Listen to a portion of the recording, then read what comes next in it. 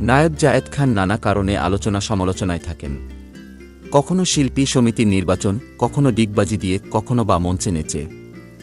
গত মাসের শেষ সপ্তাহে অস্ট্রেলিয়ার মেলবোর্ন ও সিডনিতে শো করতে গেছেন তিনি। এ যাত্রায় তার সঙ্গে রয়েছেন চিত্রনায়িকা নুসরাত ফারিয়া। এই দুজনকে প্রথমবার একসঙ্গে দেখা গেল সুদূর অস্ট্রেলিয়ায়। সেখানে যাওয়ার পর তারা এক মঞ্চে শো করেছেন। কাজের বাইরে দুজনই মেলবোর্ন, সিডনি ঘুরে বেড়াচ্ছেন। একত্রে বিভিন্ন ছবিও নিজেদের ফেসবুকে পোস্ট দিচ্ছেন।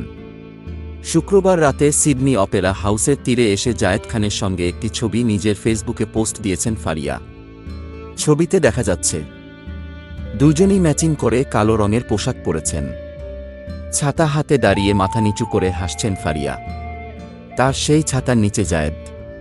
ক্যাপশনে লিখেছেন, ভাই আমরা সিডনি আছি, দেখা হচ্ছে 5 মে। এরপরেই জায়েদ খান বলেন, অস্ট্রেলিয়ায় বেশ কয়েকটি শোতে পারফর্ম করতে এসেছি। এখানে দারুণ সময় কাটছে।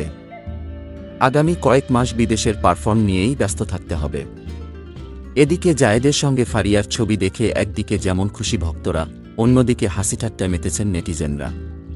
কেউ লিখেছেন, নতুন জুটি হলে ভালোই লাগবে।